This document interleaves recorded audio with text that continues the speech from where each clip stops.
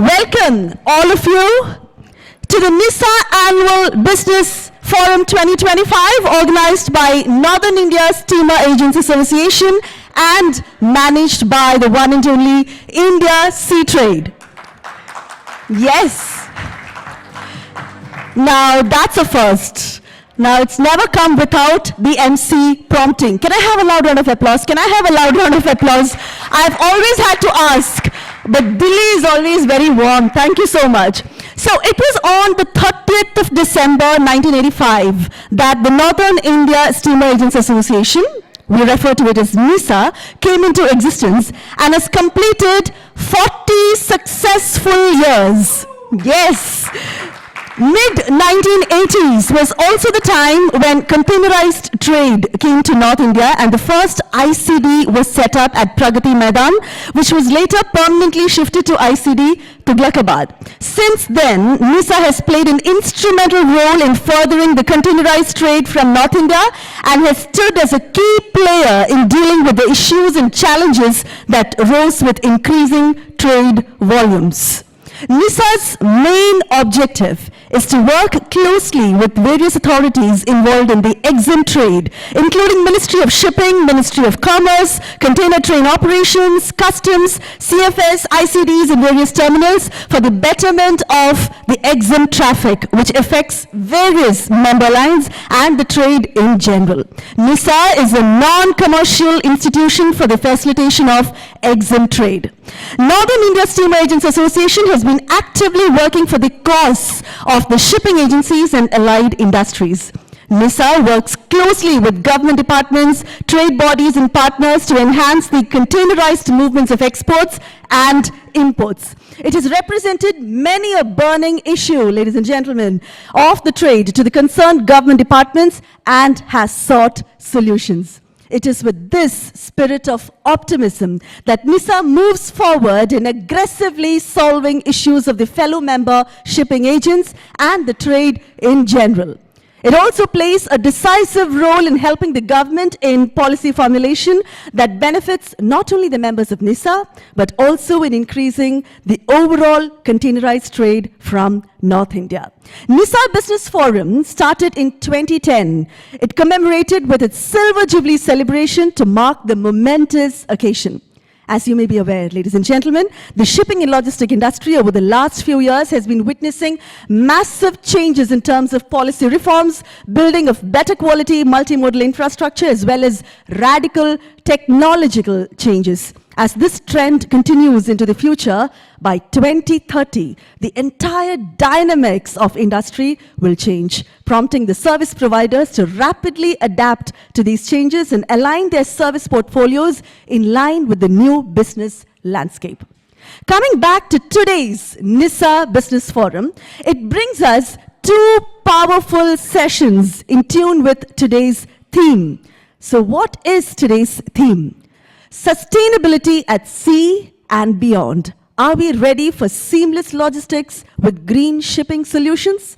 That's what we will discuss today and we'll find out. At this point, the NISAA and its executive members would like to deeply thank our esteemed sponsors without whom this gathering would never have been possible. Ladies and gentlemen, let's hear a loud round of applause for our sponsors: APM Terminals, Pipavav, Container Corporation of India, Track One Logistics, DP World, Adani Ports and Logistics, Hind Terminals, Transworld Terminals, All Cargo Logistics Park, Pristine Logistics, Delhi International Cargo Terminal, Odex India Solutions Private Limited, CMA CGM Logistics Park, Dadri, Gateway District Park, Sanjvik Terminals Private Limited, and Central Warehousing Corporation for supporting this initiative. Thank you so much, dear sponsors. Without you, this never would have been possible. Now, to welcome the delegates and deliver the opening remarks today, I would like to welcome Mr. Shashi Nair, President, Northern India Steamer Agents Association, to stage, please. Ladies and gentlemen, a loud round of applause as we welcome Shri Shashi Nair on stage. Good afternoon, ladies and gentlemen. Namaskaram to all. I am indeed honored to be standing before the stalwarts in our industry to deliver a welcome address. I take this opportunity to welcome each one of you to the 15th edition of NISAA Business Forum, which is known as NISAA NBF. Thank you very much for gracing the occasion. As highlighted, Theme for today's business forum is Sustainability at Sea and Beyond. Are we ready for seamless logistics with green shipping solutions? India's maritime sector is at the cusp of a massive transformation, unpinned by the government's never-seen-before focus on leveraging the country's 7,500 kilometers of coastline and market potential to achieve economic ambitions. The government has implemented the National Logistics Policy a couple of years ago in order to promote seamless movement of goods across the country. This has augmented investment in the logistics sector significantly. The industry today is at the cusp of technology-led solutions, infrastructure, and skilled resources, which in the forthcoming period will show in greater efficiency in operations, thereby ensuring better quality of services and customer management. We have all witnessed that during 2020-21, during the COVID-19 period, that the forced shutdowns had a positive impact on the environment. With a lot of the world shut down, there was less pollution, carbon emissions had decreased, and overall, the earth seemed to be recovering from the toll of years of industrialization. These positives had not gone unnoticed, and business across the globe took a serious note to continue prioritizing environmentalism and sustainability in the years to come. The country's maritime establishment and the industry stakeholders are gearing up to meet the challenges and targets on green shipping to make the supply chain sustainable by reducing the greenhouse gas emissions.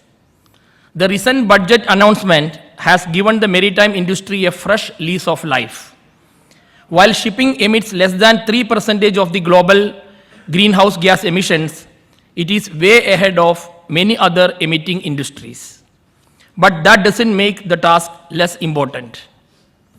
India is at the forefront of the global green transition in shipping and logistics and is taking decisive steps towards decarbonization, aligned with the revised GHG Strategy 2023 by the International Maritime Organization called IMO and the Panchamrit commitments announced by our Honorable Prime Minister Shri Narendra Modi. India's aim is to reduce the carbon intensity by 45% by 2030 and transition to a net zero economy by 2070.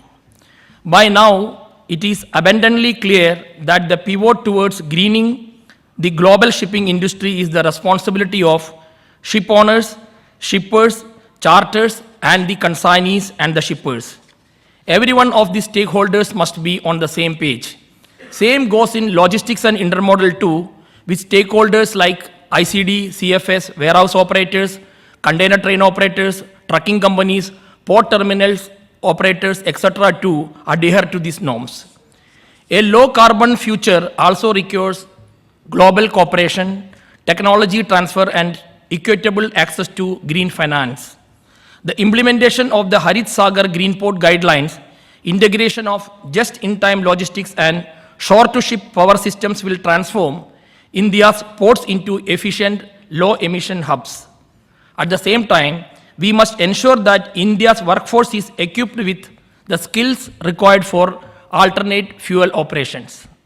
The government and the industry must keep the momentum going by strengthening the regulatory support for alternate fuel supply chains, ship retrofitting, and zero-emission vessel incentives announced by ports such as Mormugo Port and New Mangalore Port. The upcoming Vadhavan Port also, we wish that the government will be following similar incentive schemes and guidelines. Infrastructure readiness has to be accelerated by setting up bunkering stations, electrified port operations, and dedicated green corridors to support the transition to alternate fuels and energy-efficient logistics. This morning, a global carrier named its latest dual-fuel methanol ship at Jawaharlal Nehru Port in Mumbai in a first-ever such exercise in India. Another global carrier had their LNG-powered vessel with capacity of 7,300 TEUs called at Northwest India ports few months back. This underscores the country's importance not only as a rising economic power, but also as a source of alternate fuel supplier to power global shipping. It's a matter of great pride for the entire nation.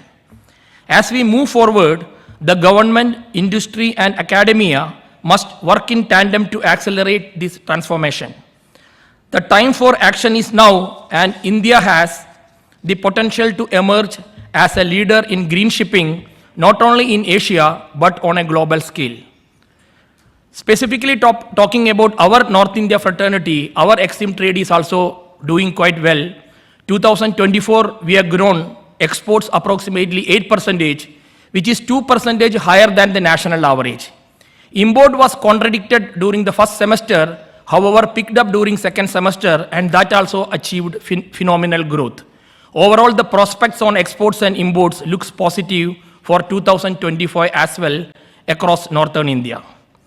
NISAA is fully aligned with the global and local efforts to make logistics greener, and we reiterate our commitment to foster this transition vigorously. Wishing all of you a great evening and look forward for your active participation during this event. Thanks once again. Jai Hind. Thank you, Shashi sir. There was a lot of hope in his words. So let's move on. Thank you for that welcome address. We'll move on to the keynote address of the evening. To deliver the keynote address, I would like to welcome Mr. Vijay Kumar Singh, Director, International Marketing and Operations, Container Corporation of India Limited, on stage, please. A 1996 batch IRTS officer, Mr. Singh brings 27 years of rich experience in railway operations and commercial, business development, container services, and logistics management in Concor. Previously, he served as Chief Commercial Manager, Passenger Marketing of Central Railway. Ladies and gentlemen, let's put our hands together to welcome on stage Mr. Vijay Kumar Singh on stage to deliver the keynote address for the day. Namaste. Good afternoon, ladies and gentlemen and your dear friends. It is always pleasant and enlightening while I am amidst the friends, stakeholders, and the fraternity. And today is the special day because my friend, Mr. Shashi Nair, who has always been kind to be with us throughout the journey of logistics, what I know, and when I joined recently Concor as director, he was quite prompt to interact with me and invite me. I thank Mr. Shashi Nair and I also congratulate him because he is the president of NISAA and the whole NISAA family and the organizing team to organize such a wonderful business forum, which I look forward to, and I know that it will be quite enlightening because we have two beautiful sessions to come, and what an audience. Thank you. I personally feel that today's theme or the area of discussion for the purpose we all have gathered as an audience or also as panelists, moderators, collectively we will be discussing an area which is quite appropriate and has been appropriate and will be appropriate and always relevant, because if you see the keywords are sustainability, green initiatives, and development. And to add Viksit Bharat 2047. So if you find one word out of all these things is sustainable development. And again, one word out of the sustainable development is sustainability. Because we are always very keen and all our endeavors are towards development, but without sustainability, nothing happens. So I think this area is, I feel indeed it is close to our hearts, including me. So I feel passionate and fortunate enough to share my viewpoint on this occasion. So I recall the very, very popular accounting framework of none other than the British entrepreneur and business author, Mr. John Elkington, the triple bottom line. I think many of us know, and all of us know, appreciate at least, that our endeavor, our efforts should not be only the business and business and business, but it has three bottom lines, which is the profit, of course, people and planet. So this is how we are. But later on, we also added, our experts, our theories also added the purpose. So Basically, there's a 4 Ps. What our profits are, what purpose we are in, and who are we, the people, and do we take care of our planet? So keeping all these things in view, I think this business forum, and with the presence of the galaxy of esteemed panelists, experts, the discussion will be quite interesting. I do believe. As far as the efforts of our organizations, because as we know, the sessions will be, when the sessions will be progressing, we will be having the discussions on the roles of stakeholders, their green initiatives, and how do they achieve their targets by adopting green solutions. So one hand we have green solutions, and another hand we have, will we be able to be cost effective? And again, will we be the change agents to contribute, to be the part of, to the owner of Vikasit Bharat? So it is quite philosophical as well as quite revealing. I think so. So discussing on this, since I also represent one of the very strong, I will say, and very popular and age-old and a brand link of logistic whole chain, that link is Container Corporation of India Limited. So I would certainly be happy to share the green initiatives taken by Concor in this pursuit. We all know, friends, that the world has been facing with all these disruptions, be it COVID or later on the geopolitical concerns, not to blame only the Houthis and all. It happens, but we are not ready to accept it, but we will have to be ready. So if it is of a long route via Cape of Good Hope or some disruptions in the canals or channel or this route or that route, we do have much longer or deeper or darker carbon footprints. We do have. So considering all those things in sea and beyond sea, this side and that side, we do have land connections. So that's why we have so many players, be it CFS, be it operators, transporters, be it warehouse operators, owners, and varieties of players. So collectively, in what way we align together and still we make it cost effective. So that is the challenge. And we have also discussed over a period of time that the global percentage is 13, and in India we have, 8, and we have in India 13%. We all know what I am saying, so, of the GDP. So how to come down, at least in single digit? We do have regular discussions and understanding of the policy interventions and pronouncements of the government of India through Minister of Commerce Logistics Department, that how different steps are being taken at different levels, not only the active logistic partners, also by the concerned ministries and the departments, that collectively how this would be lowered down. But I feel, since we are discussing today sustainable development, if you see, friends, there is another key word in sustainable development, that is ethics. Ethics might be for some morality or a matter of philosophy, but if you go deeper, we all know, I do believe that we all know that ethics is nothing but a fine thread of conduct. So our leadership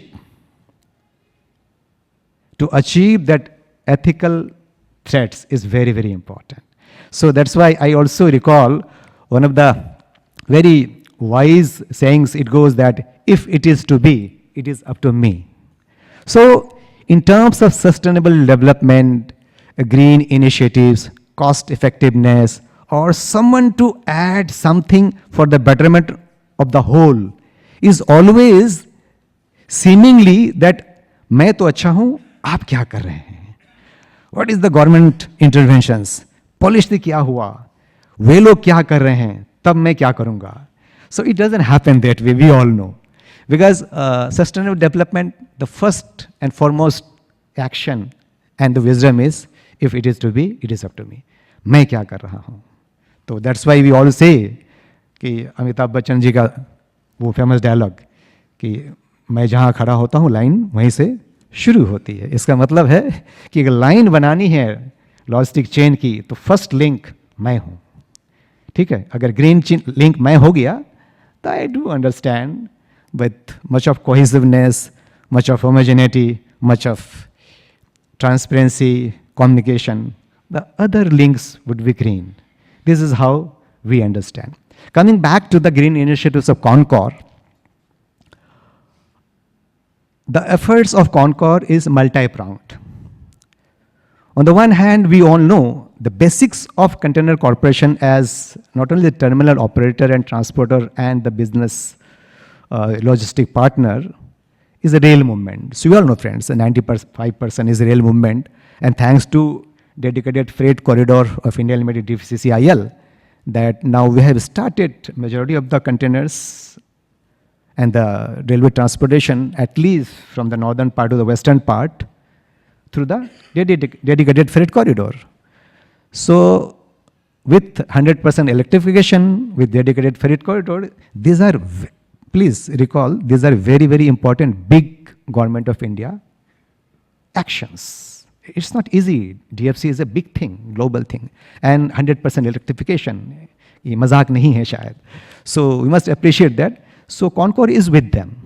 100% electrification and dedicated freight corridor. So 95% is there, taken care of.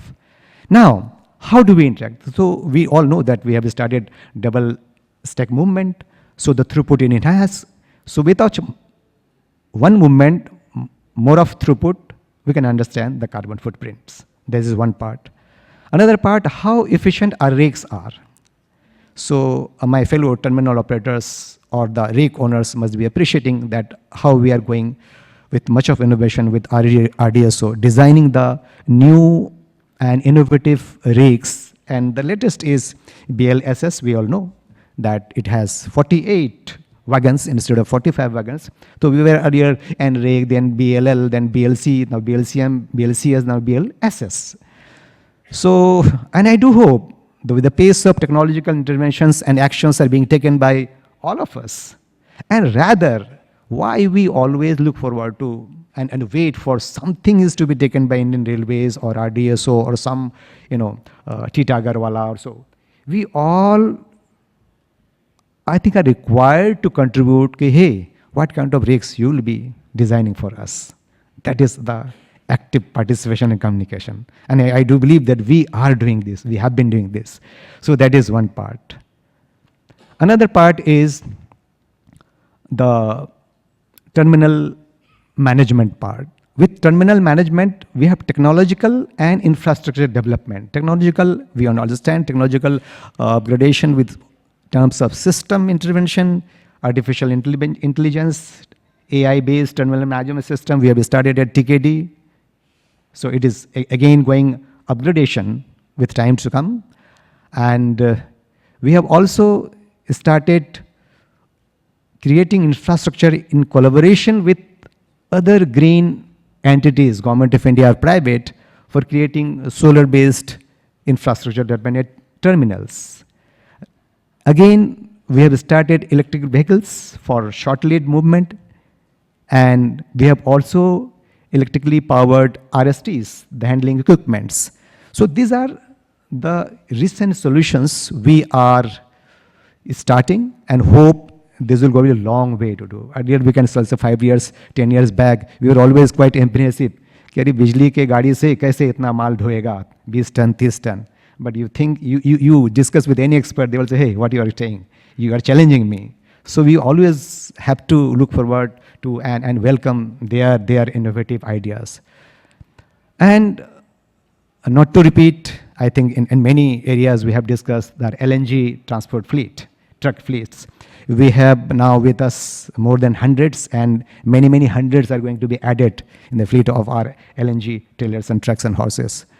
And at 5-6 locations, we have already deployed, with also at 2-3 locations, fueling centers. So these are the green initiatives already taken by. Then another question would be there that if we, as the members of this logistic fraternity, if we adopt these green initiatives with technological advancement and systems and technological and service standards, will we be cost effective again? The question would be there. ये गाड़ियाँ महंगी होगी, systems महंगा होगा. Now the question is, what is the purpose? The fourth P. Why we are here? What is our purpose? How it can be done? Who are we? This question must be, because, and these are the questions of a leader, leadership traits that at every level are, apart from our corporate leadership, individual leadership, I think we all cherish. कि हम लोग हैं क्यों? किसके लिए हैं? I can understand many of our logistic partners are there outside. They're toiling very hard, and we are here discussing few things. There is a purpose. Why we are here? What for we are? What is the way ahead? So collectively we can, and there lies the vision of Vikasit Bharat 2047. Today, 2025, around 20 odd years. So the government of India, under the leadership of our great leaders of our country, has conceptualized this vision. But I personally understand always that any vision is not only vision, it has dovetailed with a great mission too. And missions, if we disintegrate again, then we have our objectives. So we have a personal objectives, there are group objectives, and there are organizational objectives. If we all these are wedded together, then only the things will be happening. So instead of that waiting कि इन 20-22 सालों में देखते हैं भारत सरकार क्या क्या policies लाती हैं कि हम विकसित हो जाएंगे और उसका फल चखेंगे, रादर कि व्हाट कैन वी डू, कि हम एक पौधा अपने ऑर्गेनाइजेशन में कैसा लगाएं, उसका फल जो होगा नॉट ओनली हमारा होगा बल्कि वो विकसित भारत का होगा. I think we all have assembled here to. So friends, as I discussed that, I personally am looking forward to the great 2 sessions where the experts and the learned panelists will be discussing, and there will be a nice moderation today. And I do feel at times when I join and participate in these kind of forums and gatherings, audience is always captive. So at times I feel that panelists लोग मजे लेते हैं, audience को पकड़ के रखते हैं. So I do believe that audience should be quite interactive and communicative too. लेकिन जो घंटी होती है इनके हाथ में होती है, तो कृपया इनको पार्टिसिपेट कराइएगा, तब मजा जो है दुगुना होगा. Okay, with these words I will lastly quote the last verse of Srimad Bhagavad Gita, the 700th 700वां श्लोक of Srimad Bhagavad Gita. यत्र योगेश्वरः कृष्णो यत्र पार्थो धनुर्धरः तत्र श्री विजयो भूति ध्रुवानितिर्मतिर्ममः. In nutshell, the crux is, if you want to succeed, if you want to enjoy glory, victory, opulence, profit margins, बहुत कुछ छा जाएंगे, उसके लिए you don't only to be Arjuna, which is knowledgeable and skillful, but we should not forget the Krishna, the consciousness. That consciousness is sustainability and the purpose. Thank you, ladies and gentlemen, again inviting me, and I am looking forward to a great business forum ahead. I wish you all the best. Thank you. On that note, let's move on. Once again, I welcome all of you to the NISAA Business Forum 2025, organized by Northern India Steamer Agents Association and managed by India Sea Trade. So, to begin with, let's start the first session of the day. The title of this session is, are our intermodal and supply chain services like trains, trucks, container freight stations, inland container depots, warehouses, etc., equipped to sustain green model and be cost effective? To debate on this very significant topic, I'd like to invite our esteemed panelists on stage. Let's hear a loud round of applause for our first panelist on stage, Commander Debesh, Lahiri, Retired Advisor Center for Resource Efficiency and Governance Green Shipping, the Energy and Resources Institute, TERI. Commander Debesh Lahiri, a marine engineer, joined the Indian Navy in 1988. He's an alumnus of NEC, INS Shivaji, CDM Secunderabad and IIT Chennai. He has expertise in ship repair, fleet engineering and HR management, a published researcher and former deputy naval attaché in Moscow. He enjoys golf, reading and writing. Ladies and gentlemen, Commander Debesh Lahiri with us. Welcome, sir. Let's invite our next panelist on stage, Mr. Amit Bharadwaj, Chief Commercial Officer, APM Terminals. Mr. Bharadwaj is a senior level executive having a track record of successful strategic and tactical leadership in supply chain, logistics and shipping industry. He thrives on projects or tasks that provide intellectual stimulation and high level of complexities. Mr. Amit Bharadwaj with us. Welcome, sir. Our next panelist on stage, Mr. S.P. Singh, Managing Director, Max Shipping. Mr. Singh played a crucial role in developing a containerized logistic industry in Rajasthan and helping it grow for betterment of the trade. He runs ICD Jaipur and Jodhpur and solar cargo handling, first mile and last mile empty yard management and private container rail services for import and export cargo. Overall customized logistics solution. Mr. S.P. Singh, Managing Director, Max Shipping with us. Welcome, sir. Our next panelist on stage, Mr. Akshyat Bhatia, Vice President Logistics, Adani Group. Mr. Bhatia heads logistics at Adani's energy and power verticals. Previously, he headed Maersk's strategy for rail, road and barge businesses in South Asia. He led Maersk's corridor development and investment strategy for land transportation and intermodal in the subcontinent. Mr. Akshyat Bhatia has joined us. Welcome, sir. Moving on to our next panelist on stage, let's hear it from Mr. Gyan Abhishek, Head Intermodal Operations South Asia, Maersk India Private Limited. Mr. Abhishek is a seasoned supply chain expert with over a decade of experience in diverse areas like customer experience, multimodal operations, equipment management, and ocean depot operations. His significant contributions include cross-border rail freight operations with Nepal, solar imports, dedicated block trains, and innovative inland waterway transportation solutions. Ladies and gentlemen, Mr. Gyan Abhishek, welcome to the panel. And now, ladies and gentlemen, it's my duty to invite on stage someone who's going to set the tone of this session. Let's invite Mr. Murlidhar Venkata Satya, founder and president of NVS Consultancy on stage. Ladies and gentlemen, Mr. Murlidhar brings 40 plus years of experience in logistics and support infrastructure. Mr. Murlidhar has held numerous leadership roles in his 4 decades career, which includes 21 years of working with shipping companies like Maersk, Lloyd, OOCL and Hanjin. Administered the Sagarmala program of Ministry of Shipping and leads for Ministry of Commerce. He has vast expertise in executing infrastructure projects like MMLP, ICD, warehouse, etc. Ladies and gentlemen, Mr. Murlidhar Venkata Satya will set the tone of the session. Sir, over to you. The floor is all yours. Very good afternoon to all the audience here, and good afternoon to the NISAA Executive Committee. Thank you very much for giving me this opportunity to moderate this session. To start with, I think I just set the context in which we will discuss sustainability. Everybody hears the word. In fact, the first speaker, the keynote address also was sustainability, and that's the session purpose.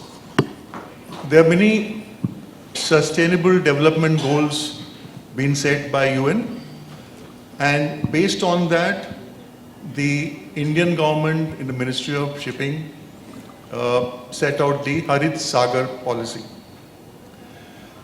Similarly, the Indian Railways has come up with their National Rail Plan.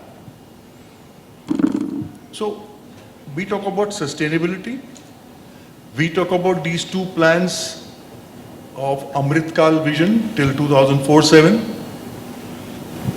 The ports have chalked out a plan to increase or double the current capacity of 2,500 tons to 10,000 million tons by 2047. Similarly, Indian Railways has plans to increase their share from the current between 21-23% to 45%. That's almost double again. They have planned infrastructure in line with that, wagon acquisition, and for terminals, which are the places of exchange of cargo, they have come out with a Gati Shakti cargo terminal policy. On the port side, the government has said today they have 50% privatization of various services, and the government wants to reach at least 90% by the next 5 to 7 years, let's say 10 years also. So, under this background, I just wanted to ask certain questions which need an answer or a foresight into the future.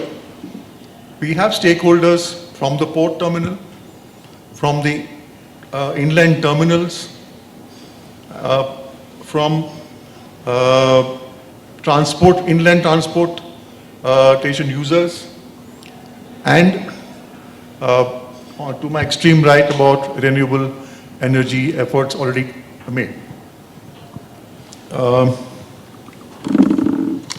I think as opening remarks, if we can have Mr. Lahiri lay out what are the broad thinking or the process or the aims that the sustainability or green cover would set out, would help us to take the next point. Check mic. Thank you, Chair. I'm not really into business, but being in the Navy, Indian Navy for the last 38 years, I was in the business of protecting business. It was one of the charters, one of the duties that is laid out to the Navy is to protect trade at sea. And trade at sea, while there are bulkers and carriers, they generally manifest. If you look at an ordinary man, it is containers which comes first to the mind, and then of course the crude carriers and the bulkers probably later.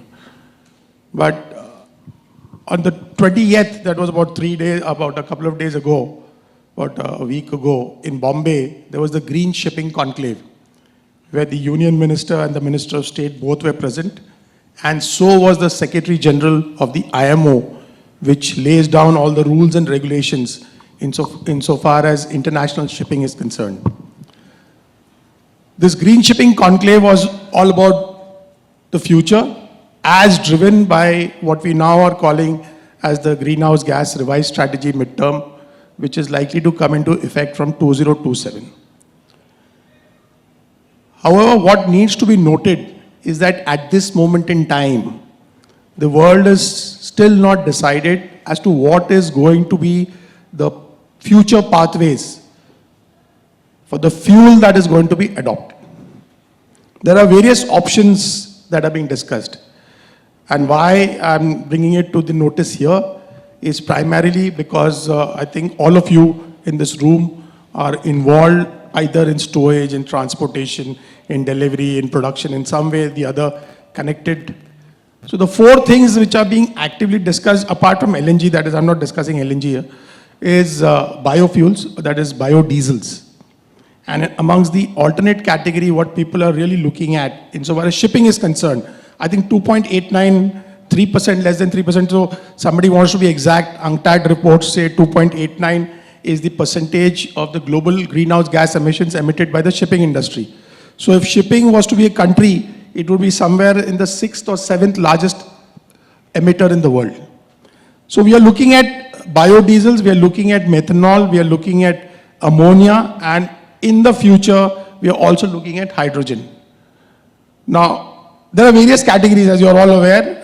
There is transoceanic, there is coastal, and then there is, of course, inland. So for various sectors, different things are being looked at. Hydrogen, of course, poses the biggest challenge right now because fuel cells, whilst they hold tremendous promise, they are available right now in the present configuration for very short duration of time.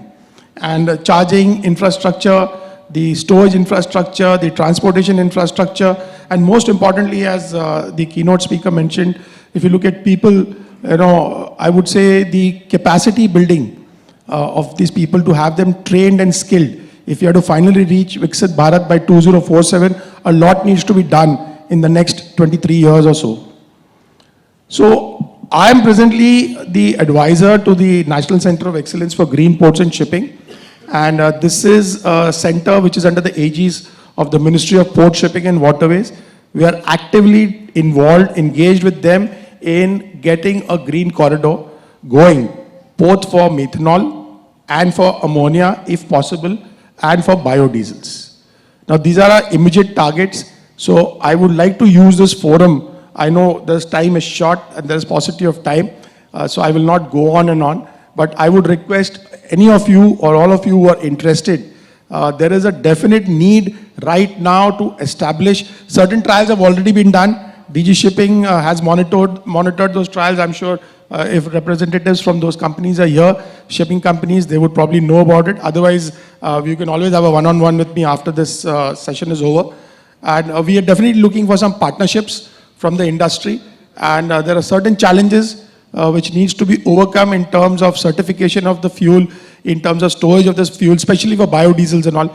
And the storage capacities, the infrastructure that needs to be built up. So there is a plenty of work that needs to be done, and the National Center of Excellence for Green Ports and Shipping is engaged in this. So I would welcome each and every one of you. If you have any suggestions to make or to engage me with, I would be most welcome. TERI is, as I'm sure you all are aware, is the Energy and Resources Institute, is a lead player in sustainability. And I think it all comes under the umbrella of sustainability. So I'll leave it here with my opening remarks, and I will look forward to some specific cues, questions if you have, or else a one-on-one discussion on the sidelines as convenient to any of you. Thank you. Thank you, Commodore Lahiri. That was very clear. I think the first 2 points which we wanted to establish is what are the goals going ahead, but with sustainability in mind, and what are the options available in terms of fuel to reduce the carbon footprint. I think from here on what I would do is talk to the stakeholders involved in the port, then inland, and the connecting thing is about the transport.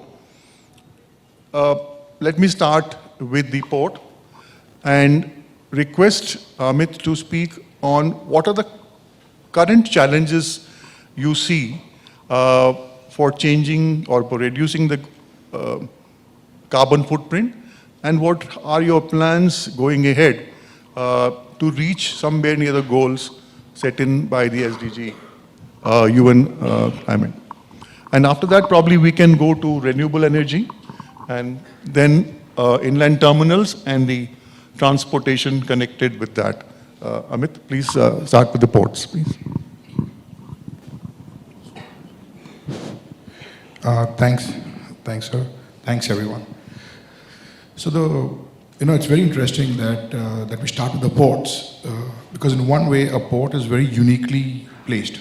It's one of the enablers of the world trade. Every one of us have our role in the supply chain, but it's the first one to actually see the requirements coming from both sides of the table, both the consumer side as well as the supply side, and that actually positioned it well to have a collaborative platform. It allows you to connect the dots. It allows you to analyze there are needs of green. And because of this and having heavy infrastructure oriented, you can in many ways be the first to take the initiative and have a large impact on the green supply chain. On sciencedirect.com, which I'm sure many of you know is one of the world's leading research studies, it showed that when you talk of ports and ships, but then when you zero down as to where exactly is the challenge of the emission, is it on the ship, is it on the trailer? 70% of that emission actually happened alongside the quay, whereas that's not exactly where the port operates. But even then, there are initiatives that the port industry has taken and supported now definitely by Government of India, but by all of the governments to address this immersion needs. But before we go into green change, before we go into sustainability, let's also look at how we as a port industry see this. And I'm very sure probably this rationale will echo with many of the players out here. The first is energy efficiency is your first primary directive. We need to decouple this thought of having a linear relationship that growth means high energy. I think that is coming with the fact that the energy is getting more efficient. That is coming with our resource efficiency. So we use more for less, do more for less. And equally, there is circulatory resources in land. So you not only, it's a one-time use and throw, you reuse it. Solar, gas, small initiatives at this stage. Now that being said, we then, to a certain extent, minimize the negative impacts of our energy. But what do ports do today? And that's probably coming directly. Many of the ports, including APM terminals, do have decarb targets. And most of us will probably aim for net zero emission by 2050 plus minus a few years. It's out in the public, it's out in public domain. There are some very serious initiatives being done. I'll give you examples of what we do in our port, but I'll also give you examples of what we are emulating from other ports. So the first thing that you'd likely to do is use digitization. Technology is the key. It's an absolute enabler. Gone are the days where you could singularly rely on as simple as a trailer which is running on conventional energy. There will be hybrid versions, there will be electric versions. We know it's not there, but it will get there. And we are already seeing traction. Discussions with suppliers 5 years ago, discussion now. You're already seeing technology being discussed, you're seeing spare parts being discussed, you're seeing these same trucks which were at one time saying it's conceptualized, is now being delivered 2 to 5 years in a plan. You are also looking at data and artificial intelligence. It's probably the next big level of enabler. We always look at AI and data as something that you give to the customer. That's true, very true. But that same data can also tell you when to use your resources smartly. And it comes back to resource efficiency. If you see your trailer lying idle, switch it off. If you're seeing your crane lying idle, switch it off. Even if it's not polluting, reuse the resource because it may not be polluting here, but down the line the pollution will come. So overall in the supply chain, you add an element of depth to it. We have increasing power purchase agreements. It's getting stronger. We're getting a lot of support from the government. We also look today to very strongly implement policies where no longer do you actually go back and say, let's just get the job done. Today, the sustainability, the impact of the environment is as important as your focus on safety. And they make it in the list of vendor checks. They make it in the list of risk analysis. They make it in the list of job descriptions. You're not just going to put a wall for the sake of a wall. You're going to make sure that your cascade has certain specifications so it doesn't leak too long. Because that is it's those small things which help. And that is how we kind of help with the combination of right equipment, using data to do more from less, to actually have engaging discussions with players. Some of the leading manufacturers, the engine manufacturers, they said we could use energy more efficiently. And we even did trials with them. It didn't succeed, but we learned a lot. Again, because we had data in hand. And not only the port learned a lot, the supplier learned a lot. Because you're all on this curve together. You all know that if we don't do for the next 100 years, great-grandchildren might not have a habitable planet to stay. So you have to take it on that level. And you don't give it up because it's not about being cost effective on a simple business sheet, NPPI. That's not the way it works. These are the responsibilities that we take on ourselves. You know you're going to accept cost. And as much as today there could be that cost pressure, tomorrow that will be as much acceptance to that same product. If today we go and tell everybody on the railways, we use electric railways, etc., they're happy. But if you tomorrow say, let's take this charm and go back to steam, one person will actually stand up and say, why do you want to pollute the train? So somewhere that drive is also coming in. Customers are asking for ecos. They actually do audits. And those things then help us, motivate us to know that whatever we have done is someone looking for it. Yeah, it's a question of payback, it will come. The beauty of infrastructure is long-term businesses that eventually pay out. So I hope I've been able to answer some of your questions. Yeah, thank you, Amit. We'll come back to you and Commander Lahiri as we go on into this session. I would now like to ask Akshyat, from Adani on the renewable energy experiments or successes that Adani has already achieved, and what is the direction or have the choices been made which would be implemented in the future, and will it be within Adani, will it be across industry, things like that? If you can throw some light, please. No, thank you so much. First of all, it's a pleasure to be here. I think the last time I was at NBF was pre-COVID at one of the NISAA forums, so it's good to be back. And thanks for the invite. I'm going to play a couple of dual roles here. The first is, and the first part of what I'm going to say in the opening remarks is when we talk about buying services for Adani Group from a logistics perspective. So that's the anchor role I play. I also work with Adani Ports and Logistics in terms of digitization, strategy and sustainability. So, you know, those can come later. But let me give context from a non-shipping perspective, more on the renewable side of things. I'm sure most of you know, but I'll just reiterate the numbers first of all. So India today, at any point in time during its peak hour of consumption, you know, we use 450 gigawatts, give or take, of electricity. By 2028 to 2030, the country will be consuming 750 to 800 gigawatts of electricity. So that's 1.6, 1.7 times the electricity that is consumed today in the peak of the year. Now, how is that going to happen, right? It can't happen through your traditional fossil fuel sources. So what Adani Green Energy does, what Adani New Industries, ANIL, they do, is they are in the business of doing EPC and power generation to enhance that capacity as far as the country is concerned, and I'll share some of the numbers. And, you know, also from a table perspective, I move containers through Amit's port using Gyan's trains and Max doing my last mile, right? So I have the whole ecosystem and value chain on the table on a given day where we need to go green and, you know, work collaboratively. But coming back, so as I said, 450 to 800, 900 gigawatts.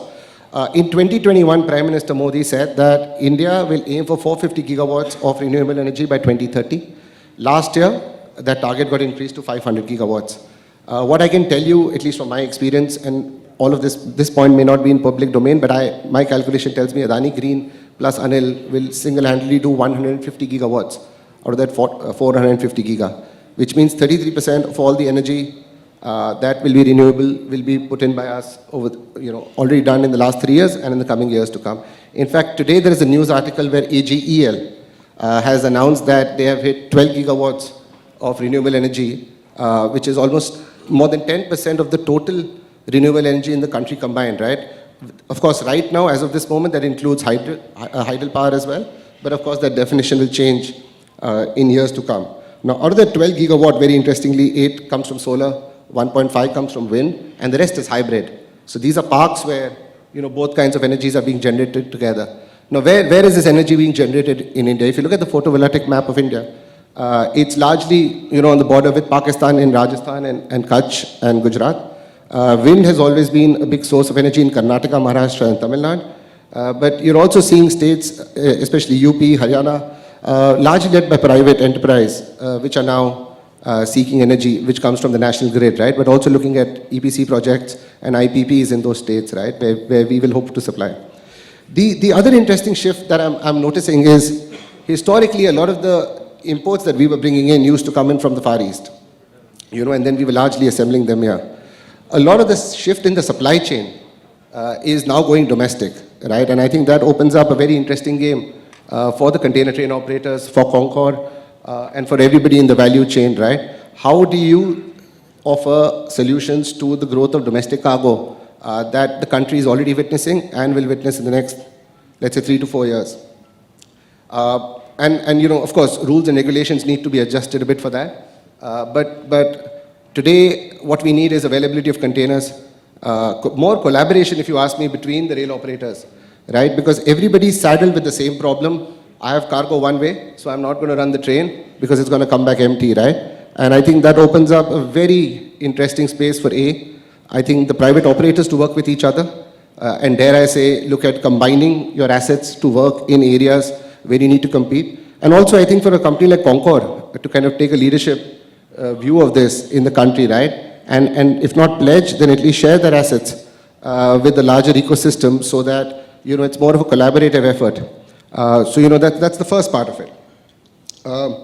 Secondly, this cargo flow that's happening on the domestic side, earlier if you look at it, we are sitting in NCR, so, it's the North India Stevens, so it's largely been cargo from Gujarat, Pipavav, Nava, into the northern part of India and back. But today cargo is flowing in all directions, right? And the solutions are not largely ready for cargo that moves from south to west, east to west, right? Of course, the DFC solves a part of the problem. And I know with ALL alone, we've got depots in Virochanagar, Kishangarh. I think most of the other people who are sponsoring have written their list on the DFC. But that's only solving the problem of cargo that is largely moving from Ludhiana, Delhi, onwards into the port, right? But not all your consumption and production clusters are along the DFC. And there you have to end up using a road network, which is largely unsustainable. And then, of course, there was a mention of the trains, BLSS, etc., that are coming into the country, but also with that, the regulation so that I can stack my train in a way that I can do more loadability at any given point in time, right? And I think most of you know better about that than me. Lastly, digitization. And I say digitization not just because it's a fancy term and, everybody needs to kind of, do that, and it's a KPI that we need to embrace. But digitization because it speeds up the supply chain. It reduces inefficiencies and thereby directly reduces the wastage. So one of the things we're working on, and this is the multimodal logistics park that ALL is putting up in Virochanagar, in what I sometimes think is an already crowded market like Ludhiana, but so be it, is a zero-touch ICD, right? Whereby everything will be digital. There'll be green channels to go in and out. And it is something the ports have done in the past very, very effectively, right? And running semi-automated to automated gantries. But really look at ICDs and CFSs, investing a lot more in technology so that, dare I say, the container does not need to have a manual handover during its entry and exit at the port. But these are some of the thoughts for now, and I'll save the rest for later. Yeah, thank you, Akshyat. Thank you very much. Thank you.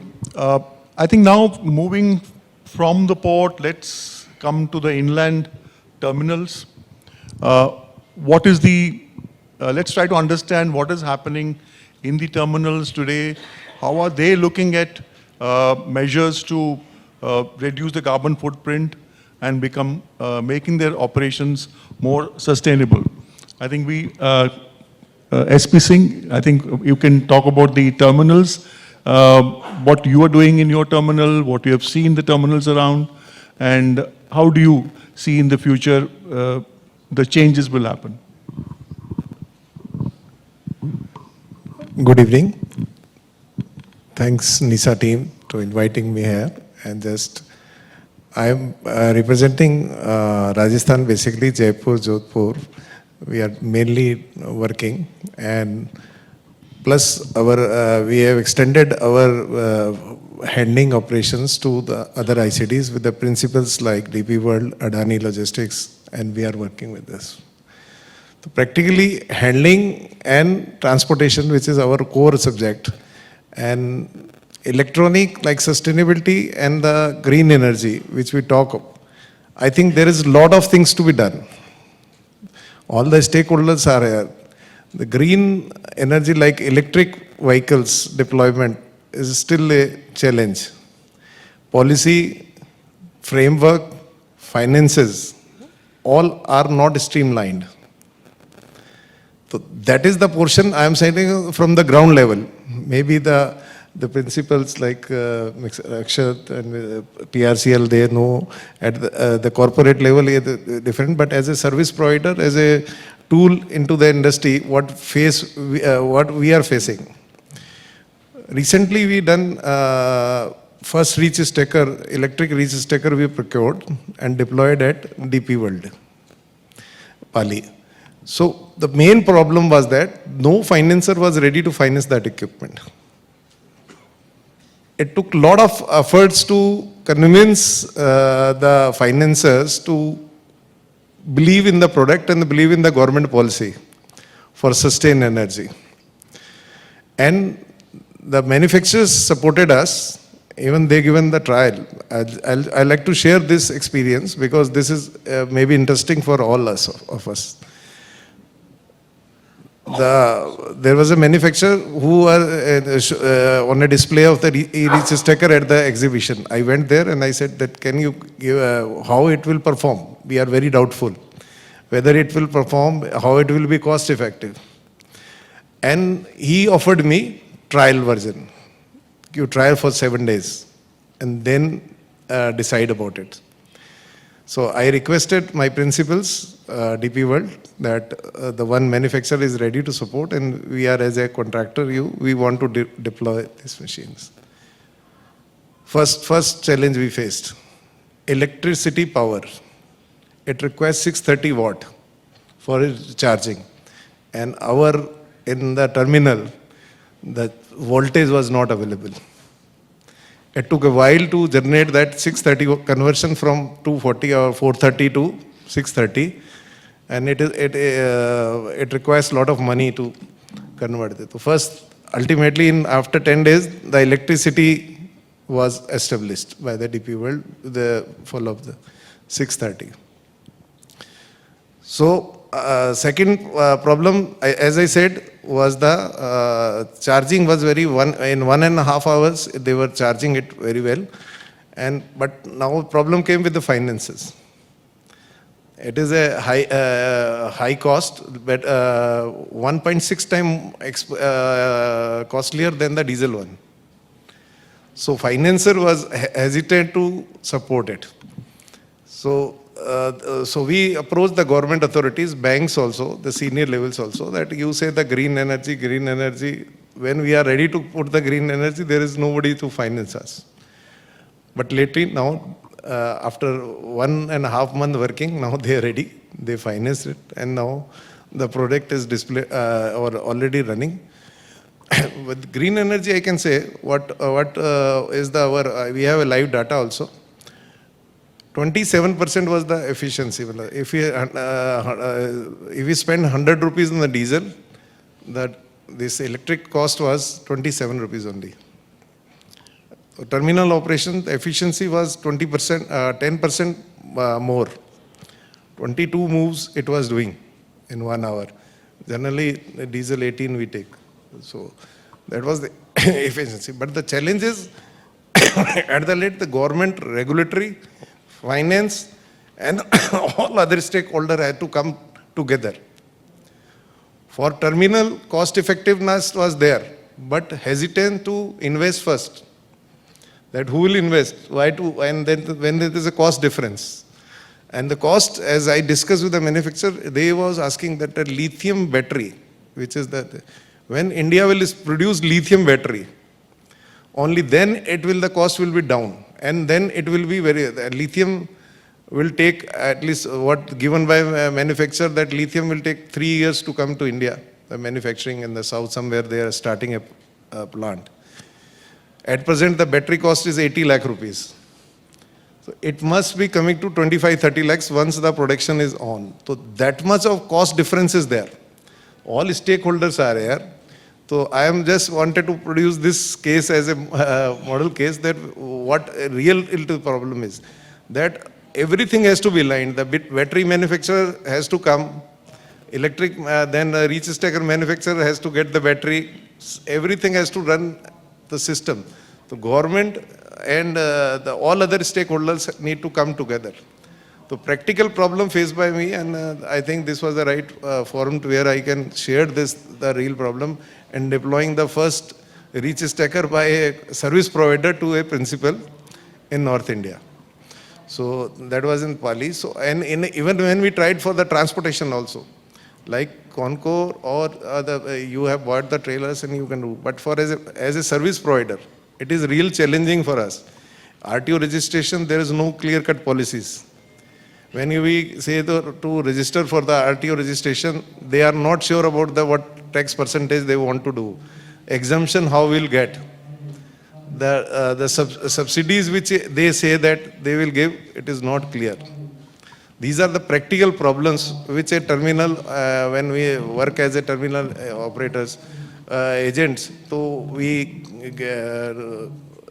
face this and problem in the green energy. Even same thing we went, and as a warehousing, when we went for the electric forklifts. That's also 8 lakh comparison to 22 lakhs at the price. No principal is ready to first to compensate on that savings on the cost which is giving, still at this level, because it is entry level, we can say. But the challenge is there, and efficiency is there, and the cost effectiveness is there. Like I said, 27% of the cost, which fuel cost we say, it is saving. So it is a good product are coming, but all things have to be aligned together to make it happen. Then only we can, the green energy, green future, sustainability in the port industry, and particularly in the ICT in the small cities, we can look into. That was my experience. So I will leave it, sir. Thank you. Thank you, SP, for sharing this experience in your terminal and other terminals that you have been working at. So we've heard about the port, the fuels, alternate fuel, and the terminals. I think the next is the connectivity between the port and the terminals, about which I think Gyan, Abhishek is worked on this a lot. So if you can throw some light on what are the current challenges that you're facing in transportation, the pipeline from port to inland terminals, and the first mile and last mile. And if you have to increase this business with sustainability in mind, what are the tools available to you? What are the first mile, last mile transportation available to you? And what are the improvements in the rail transportation that you see will happen in the next 4 years to serve the increased capacity of trade? Gyan. Thank you. So I'm using multiple hats, and especially when you talk about like the road, terminal, everything has been talked about, so we'll not repeat it. If I talk about rail, and particularly what the game changer which has come now is DFC, and it's a very contrarian view. Like in decade and a half also, when we were talking about it, we were talking about DFC, and today also it has not been 100% completed, but yes, close to 96% it has been done. And what the change which we have witnessed in, like today we are in 25, if I talk about early 23, a train which was moving from NCR to port, it used to take more than 24 hours within the Delhi periphery only. Today what has changed is, if you are able to connect in any of the DFC route, once it leaves NCR, within 10 hours, you are already into Gujarat. You are already touching the western ports. That's a big change which has come. When I talk about, or when we speak with customers or with multiple stakeholders, everyone talks about what are the benefits. And benefit means always in terms of cost. Personally, I have a different opinion about it, because when we talk about, like, if you are selling something really premium product, you are not just reducing the transit time. In the entire supply chain, you are minimizing the time at each leg. Start from manufacturing, you can plan your shipment better, you can connect right up till loading. You can have a assured guarantee at what time your train is getting loaded and what time it is reaching at the port. So we should not talk about that how much in terms of money it is going to reduce, but yes, overall, how your overall supply chain which is getting improved, That's what the endeavor is, and in that way I believe a long journey which we have already covered, but I feel that it's an era of collaboration and a lot of stakeholders are required to fill that DFC double stacks which is there. Still it is not completely utilized. Transit time has already been reduced, cost has already been reduced, electrification almost 100% Indian Railway has already been done. In electrification also compare with the other countries, India is far ahead. Apart from the hilly areas, almost every line is already electrified, and particularly to the western ports and north of India, it's already electrified, and we are running both towards Mundra and Pipavav. It's full electrified routes. So when you talk about sustainability, a lot of benefits are already there. At times we need to think beyond the cost and how we are saving in each leg. That's what we need to count on. Right. Thank you, Gyan. I think we've had the first round of discussions. I think it throws up a couple of things which I just want to share, and then maybe I would ask first Commodore Lahiri to speak on this. What I'm getting the feeling after hearing everything is that there is no clear answer that which fuel or which fuels or what are the actions that are going to be taken by various stakeholders which will lead to ABC in a certain point in time. And that's what I would like to know as a user. So could you, Commander Lahiri, can throw some light on what are the possible fuels which will address the concerns of cost, and why do you think a particular fuel will be better in your personal opinion or the collective opinion of the organization that you represent? And secondly, everybody is talking about increase in cost. It is sort of inevitable. Is that true? Can there be no way to address that, as the word used everywhere, collectively? So some inputs on that, Commander Lahiri. Thank you, Chair. Well, if you were to get to the fuel first, as I was mentioning in the Green Shipping Conclave, where the Secretary General of the IMO himself was present and he spoke at length, there is a meeting which is scheduled in April, which is going to be called the Marine Environment Protection Committee meeting, 83rd meeting. It is planned in April. They had an intersessional working group meeting which just got over about 10 days ago. They could not come to a consensus. When I say they could not come to a consensus, what I mean is which fuel exactly. But broadly speaking, what the Secretary General mentioned is that by October, the IMO will definitely come out with guidelines. Because one is to tell which fuel, but before you tell which fuel, there are a lot of regulatory aspects, there are production aspects, there are storage aspects, there are transportation aspects, and then of course cost. So there is something which is being talked of in terms of carbon levy, which has been very strongly objected to by most countries, including India. So they're looking at another mechanism wherein emittents are not taxed in terms of a levy, and they're looking at certain other measures. Now, if you look at the fuels that are readily available today, we could narrow it down to biodiesel, to methanol, and to a certain extent, maybe a couple of years down the line, once the ammonia engines are ready, ammonia. Hydrogen, as I mentioned to you, I'm talking of as a fuel in the engine. I'm not talking of fuel cells. Fuel cells is a different technology, but right now, insofar as endurance, duration, those kind of aspects are concerned, the one, I'm sure you all are aware, that there is a hydrogen fuel cell operated boat which is operating in Varanasi.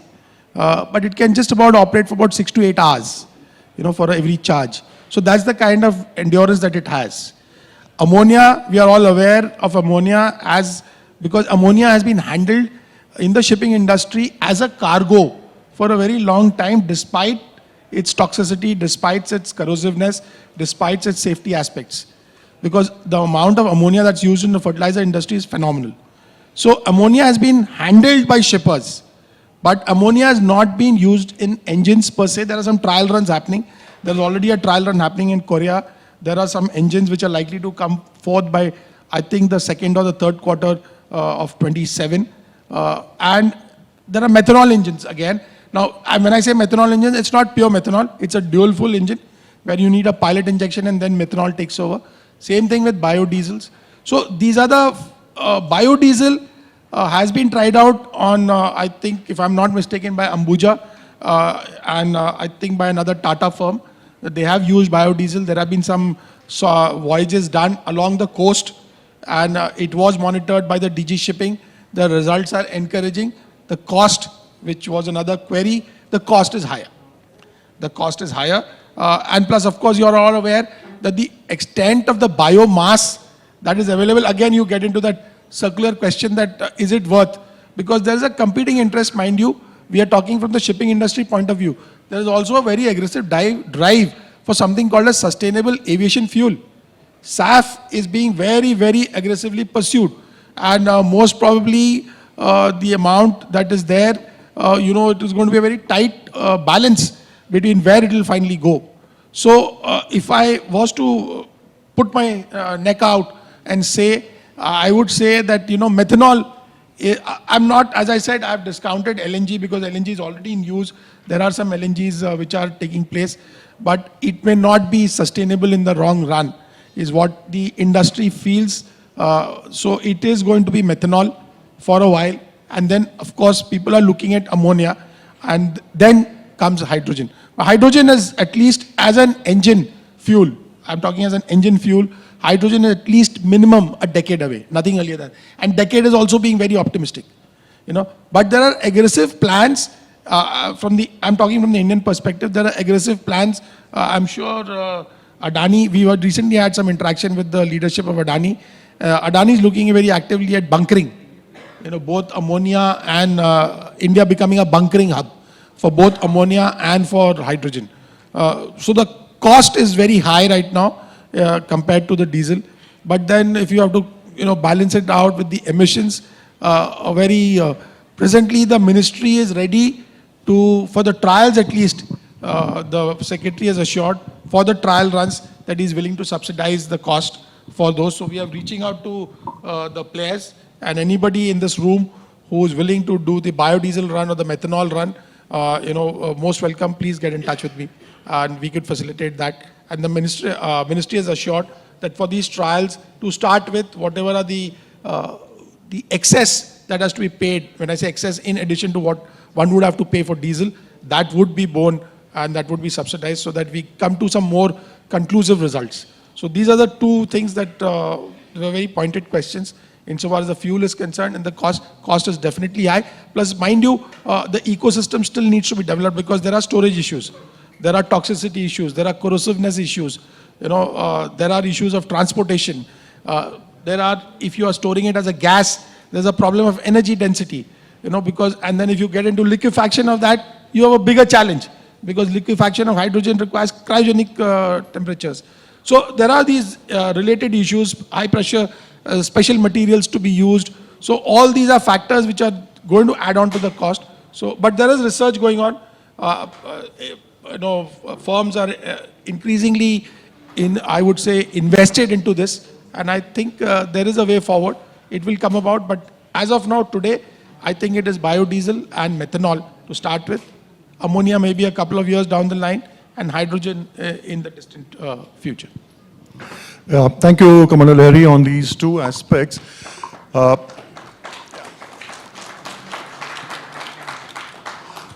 So it is, if I'm the user, I'm listening to this forum, I should be mentally prepared for a higher cost. That is the message that comes out to protect my environment. Staying with Commander Lahiri, do you think we're talking about the alternates, we're talking about the cost of that, should we not be, is it not a right step to also say that if this was not done, if this is not done, then where are we heading to? And therefore, that may be justifying the incremental cost. Is that the right way of thinking? Well, to give you a very short answer, if we don't do what we are supposed to do, we are heading for doomsday. I'm sure we are all aware of the Intergovernmental Panel on Climate Change, the UN body. They have painted various scenarios for various degrees of temperature rise. And the aim around 2015 when the Paris Accord Climate Change Accord was signed, was to restrict by the end of the century the increase in temperature to less than 1.5 degrees centigrade. Today, if reports are to be believed, we have crossed that. We are at somewhere around 1.61, 1.62. And we are increasingly looking at a scenario where we will cross 2 if we don't do something drastically. The effects are manifest in very many ways, right from the ocean temperatures going up to acidification of the oceans, the climate changes that we are all seeing in our lifetimes. So as I think in the keynote or one of the earlier speeches, it was mentioned that what shall we leave for the great grandchildren. We are all trustees. The earth does not belong to us. We are only trustees. We are here to manage. And what we do today is going to have a very serious effect on what our children and their children are going to have, what they inherit. So I don't think there is an option. Now, this question is often debated that the shipping industry totally contributes only about 2.89%. And therefore, if you are looking at other numbers, like today, if I was to, I'm sure you're aware that more than 80% of the world's goods are transported by sea. More than 80%. 95% of India's trade by volume is by sea. 68% of India's trade by value is by sea. These are huge numbers. Now, if you put that into perspective and say that the industry is only contributing to 2.89 or less than 3%, then why so much of a brouhaha? Why doesn't it be business as usual? But business as usual cannot continue. I think everyone in this room is quite sanguine and is quite convinced that business as usual scenario cannot continue. We have to do what we can do, and it's best that we start incrementally.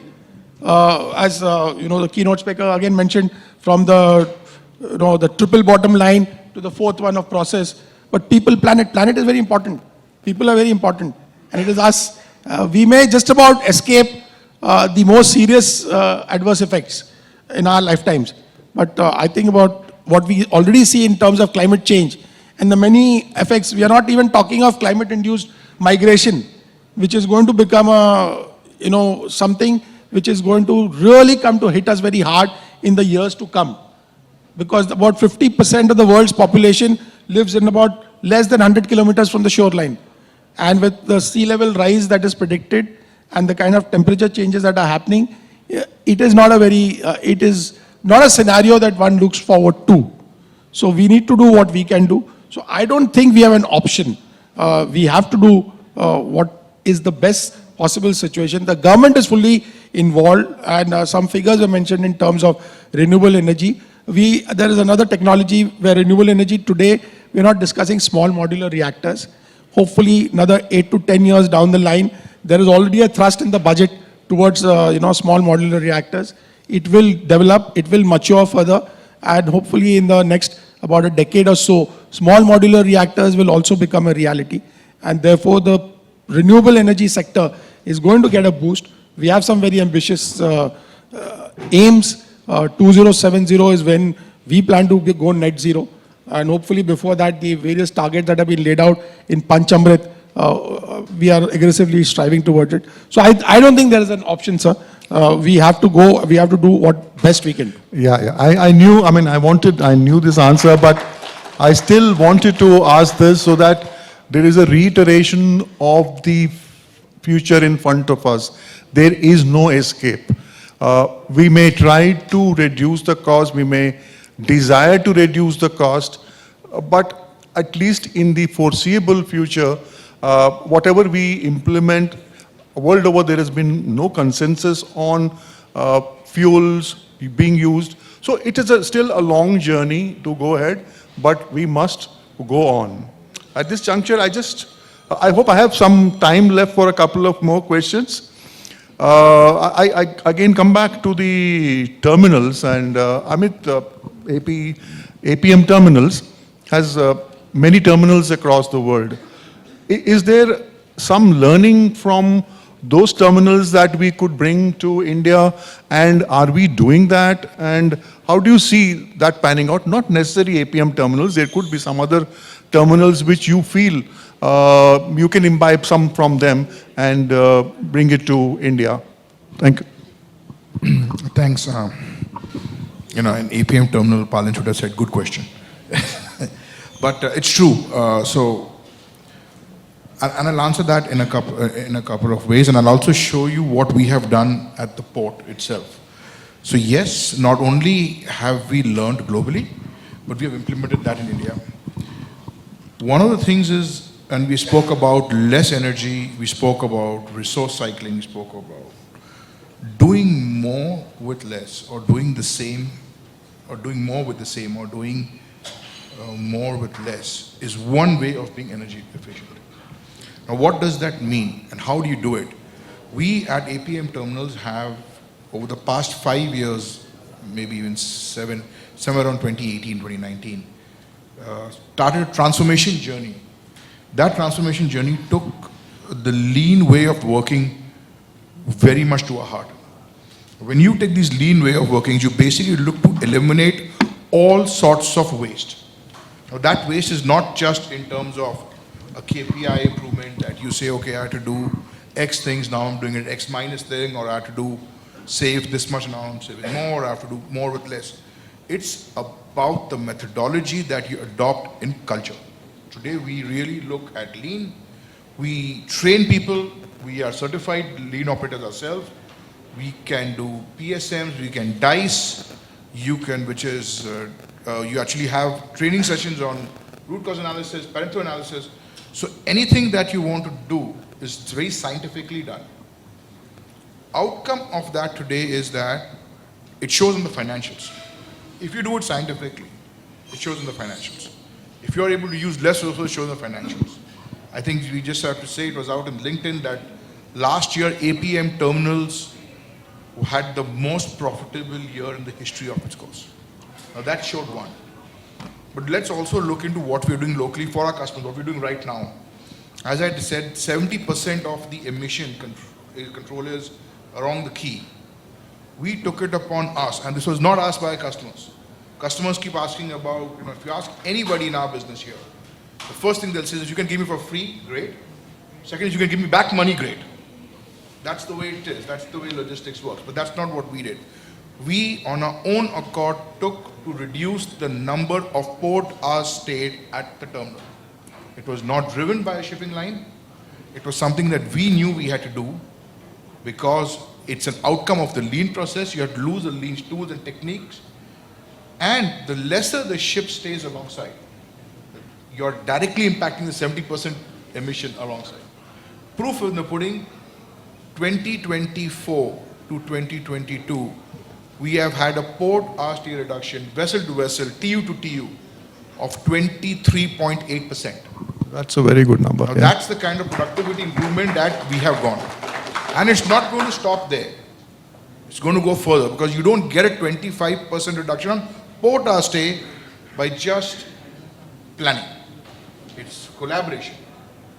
The shipping lines get involved, and they do get involved. It's for them, it's a bottom line impact. But when you start telling them that, we are getting this involved, and apart from this, you're going to save so many tons, you just see the energy that comes straight onto the table. So those are the couple of things that we see. We also notice that in the network, and this is a little bit of collaboration, a lot of ships today go slow steaming, which is great. I mean, there's a reason for that. There's a legal reason for that. There's a network change for that. And in order to keep them facilitated that, because this is a great effort to do in uncertain times like that, if a vessel is on time, you do not wait. It's not first come, first serve. If you are late, yes, you wait. But if you are on time, you berth on arrival. So we actually even facilitate their slow steaming. And if you can imagine, you're going to save a ton a day. That's a lot of tons saved by per ship, and we do almost 300 odd per ships. in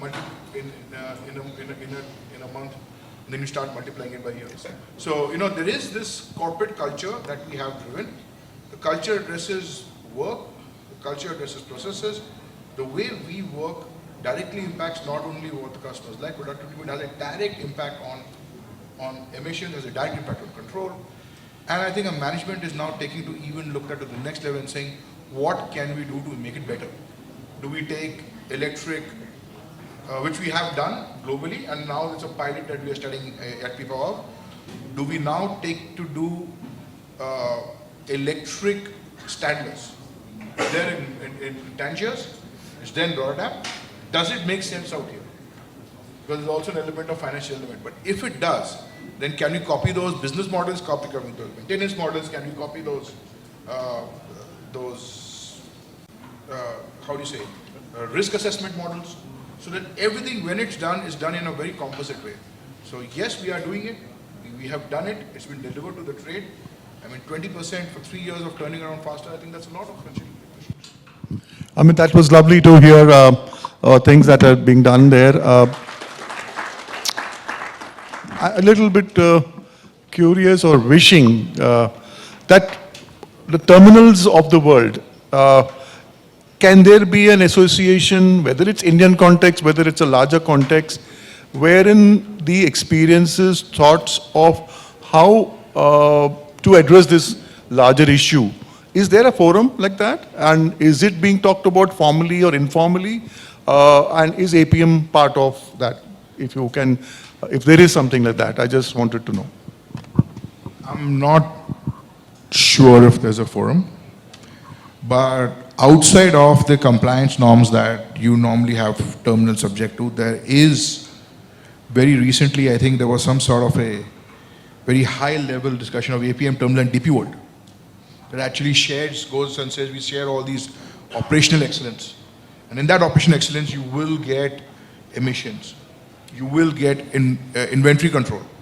Suitable inventory control actually means better recycle management. So yes, there are ways that we are talking. I also know through our network that customers are part whenever. I think it's something which is again very unique to shipping industry. We all can be different, but when we're all in trouble, we all help each other. So we see that a lot. When you're in trouble, we're all together. When you want to improve, you're all together. When you want to fight, you're all together. It's just the absolute magnanimous human culture that we have, which is unique to the business, and it's quite interesting. But yes, there are these talks of collaborations have started because it's expensive, and also you cannot have isolation standards and isolation because the ship's going to call different ports at different times, and therefore you need to have certain element of standardization. You need to have certain elements of common alignment, so that as the ships keep moving, as cargo keep moving, they are subjected to the same sort of at least an interface. So yes, this has started. I think we are, as a terminal industry, very small in terms of pollution, in terms of contribution to direct emissions. But we do know that we will make that difference, and that is something we're working towards. Thank you, Amit. I'm just reacting to this current situation as it is emerging in front of me, and that brings me back to the cost element. And Akshyat, looking at you and what your company is doing with alternate fuels, how far have you reached?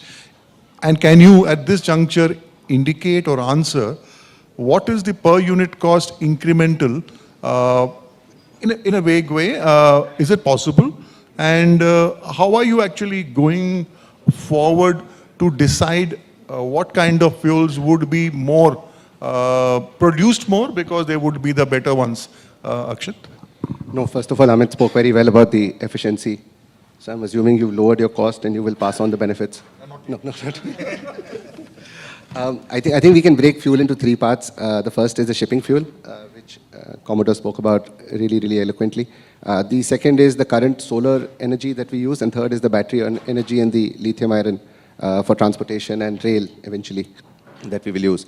We'll start with the first one, which is solar. So today, the cost really is 2.5 to 3 rupees per kilowatt hour, so it's roughly 0.3 cents.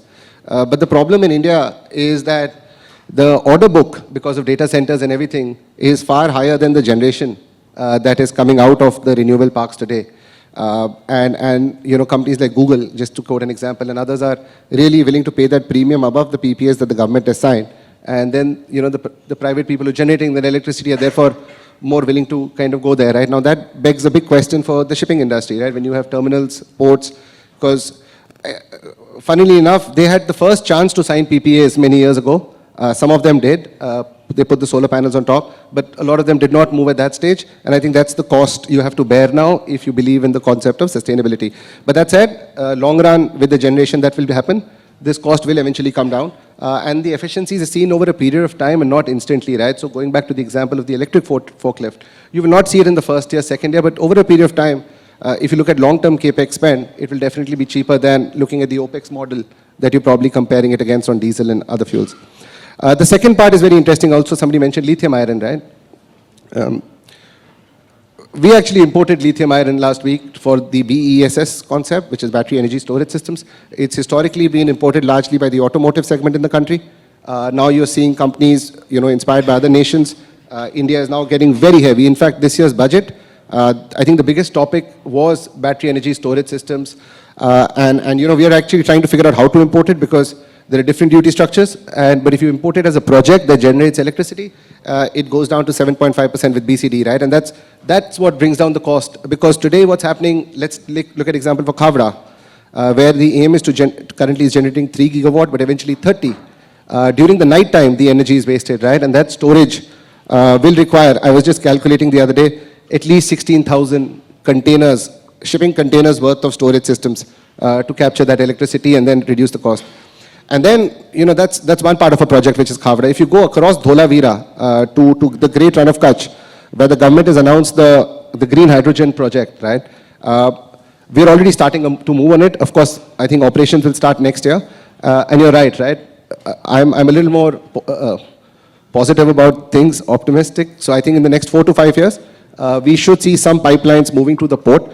The government has basically confirmed that 3 ports will get the benefit of subsidies. That's Dhamra, Tuticorin and Kandla. But I know Pipavav, I know Mundra, I know Nhava Sheva will be hard, but I know Vadhavan has it as part of their blueprint. Everybody's vying to kind of store, whether it's, I call it green ammonia, not ammonia, because that's the ammonia that will be generated. Hydrogen and other fuels will be bunkered, subject to the pipeline being invested in and made, and that's really the hard part. It's not really storage, it's the transportation from the hydrogen clusters to the port. That is really, really expensive. And then also sending, sending the raw material for the hydrogen clusters from the port into these. So that's yet to be seen. But that said, from whatever I can tell, we are very open to investing and using whenever the word sustainability has come in. And I can tell you the cost is largely lower, if not immediately, capex-wise over a period of 1 to 2 years, right? So it's a no-brainer, at least when it comes to business. Funnily enough, you mentioned Abuja. We still continue to do that as Adani Cement after we took them over, so those operations are still going on. And now with more cement acquisitions in the south, I think you should see two-way cargo flow, funnily enough. So that's great. Thank you, Akshyat. That's a lovely information about some definite timelines to the alternate fuels are most welcome. I'll just turn to my left. Gyan, Abhishek, can we understand from you about the alternate trucks, the LNG truck or any other truck which is going to use less fuel or going to pollute less? Do you have a vision on that? Is Maersk doing that anywhere here or abroad? And how do you see that panning out? And what would be the last, the cost effect? Is it the same way as we go ahead, or is it going to be any different? So on LNG trucks, it's again a very different view from country to country, because European country doesn't fall under the norms of European country. So as a company also, those who belongs to Europe, they have whether to use LNG or alternate other fuels. but soon it again depends on what compositions it has been used, and there has been new demarcations which are used in India and abroad.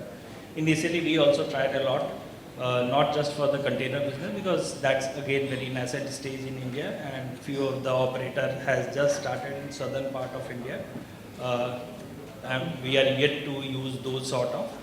But yes, particularly with LNG trucks and in association with Concor, we are using it in west of India, a few in Gujarat and then Maharashtra.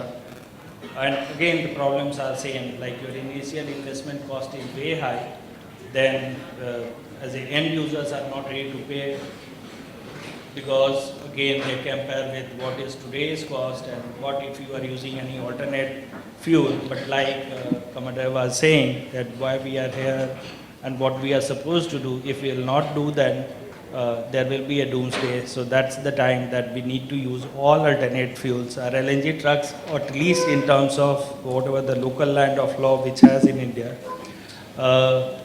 it's less carbon emission and saving a lot of environment, and that's why everyone is bullish about it. It is again very nascent stage, like 300-400 trucks are available currently in India. We have also started, and let's see. Future will tell more in reality, but at least everyone has started using it. Initial investment was such that it will not repay, but there will be a period of time where break even will come and it will be a profitable business. Thank you again. Before I come to SP on something on the digitization, I'm a bit tempted looking at Mr. Vijay Kumar here from Concor, and I don't know, this is not normal, but can I ask you to share some experience of Concor's investment into LNG, and how do you think it is today? And I'm asking you because you said that you have already invested, there is a lot of hundreds more coming in, so there must be some thought process internally which made you take this call. So if you can share some thoughts on that, it would be most helpful. I'm just going out of the format, but I thought this would be good to have his input since he's sitting over here.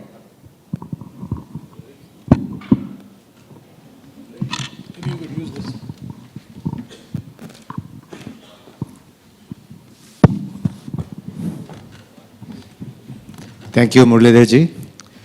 Because as I discussed that Concor has already procured and the trucks, the vehicles are already in operation, 130 odd, and around 200 more are under the process of procurement, and Gyan has already mentioned that those locations are there. I may not be able to exactly say what is the commercials gone into the procurement, but the essence I can share, that's indeed in the light of SP Singh Saab, yes, initially it pains, but the pain is toward the sustainability. So until and unless we take some baby steps, nothing is going to be happened. So with the bigger picture keeping in mind, with few additions of green steps, are always there, always welcome, and it has to be taken. At one point of a time, we have to take, yes, these are the few points which needed to be made green. So forget about the cost as of now. Okay. This is what I must say. Thank you. Thank you, sir. Thank you. Back to SP. We were talking about, I think one topic which has been left is digitization of the current processes which we are undertaking. How do you see, do you have any insight into any new technology coming in which will increase digitization of the whole process? Will it make it more transparent, etc., etc.? If you can throw some light on that.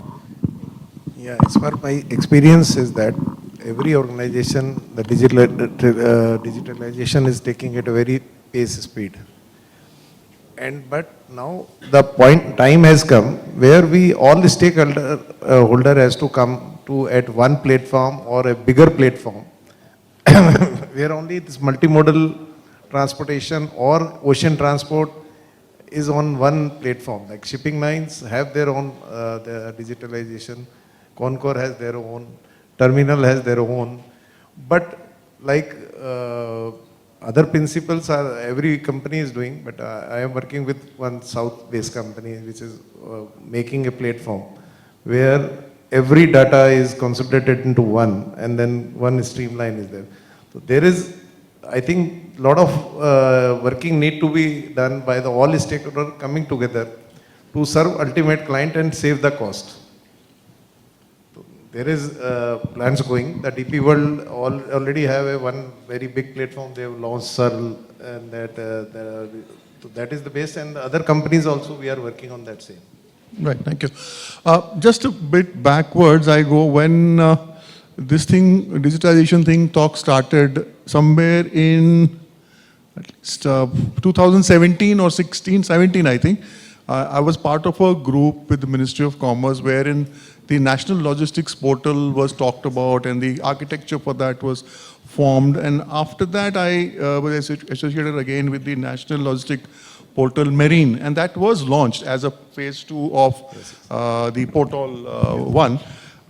But I am not in touch with that, but recently I heard that the adoption of that at the stakeholder level, the user level, is not much, and that actually integrates all the stakeholders, whether it is the government, the PGAs, the service providers and service seekers.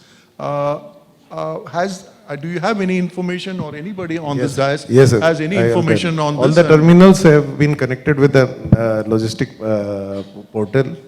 Every in and out movement has been monitored by that.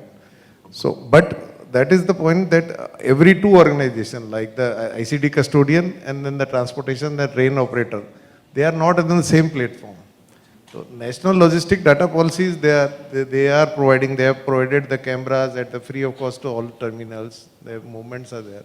But a lot of things, as a private organizations have to come together to come to a single digitalization. So in your opinion, and again this question is open to anybody on the stage, that which department or which ministry do you think can hold and get all? Because what is not being able to be done by private entities, is there a ministry, is it Ministry of Shipping which can get into this, get all the stakeholders together and do something? I mean, is there a suggestion that we could give them? Yes, sir. Department of Logistics is recently, there is a secretary been posted as a Mr. Randhawa is the secretary, principal secretary. The government has very clear-cut policy on that. But hesitation is from the private operators, that whether they are ready to come on one platform and contribute their 100%, that is their policy. But Logistic Department, Government of India is very active on that. Thank you. From my side, no specific questions coming to mind, but any last word you want to have, Gyan, on any of these subjects specifically? Any thoughts coming out? Particularly if you're talking about like how we are connecting digitization. Also, that also. So a great work has been done by LDB and now NLDS and ULIP. A lot of users are using it. There are NLDS, particularly they sit out of central Delhi. There are ministries, and also because of this new Gati Shakti policy and all, things are very concentrated and they are also very easily approachable, where they are able to provide it. Once you are having or sharing your API, then you can track your container start from shipper premise right up till loading from India. They also give the visibility out once it is getting loaded out of India also. But then there will be chances of very accuracy of the data. But at least whatever it is there in India, you can track it well. And like earlier everyone said, nothing comes as free. Port charges, and also it is mandated by the government that for every single container there is a RFID which is affixed, and for that shipping line, ports are already paying it. But yes, again, it comes with a lot of benefits and contrast to what they are collecting the money. Thank you. Thank you again. Commander Lahiri, anything else which we may not have spoken over here? Some thoughts in any direction you would like to share, please feel free. Thank you. Well, yesterday in Bombay, the Union Minister, Shri Sarbananda Sonowal, launched the portal for the National Center of Excellence for Green Ports and Shipping just yesterday. So, as we can all appreciate, there is tremendous room for improvement in that portal. But I would like to urge all of you in your respective capacities to kindly log on to the portal and first of all see what are the drawbacks, kindly give your valuable feedback so that the ultimate aim is to get a portal where the entire stakeholder community in the green ports and shipping sector is on one page. That's the aim. I'm sure there's a lot that can be done to improve the portal. It's just been launched yesterday. So I'll urge all of you here to kindly log on and tell us your first-hand experience as to what it is all about. How friendly is it to use?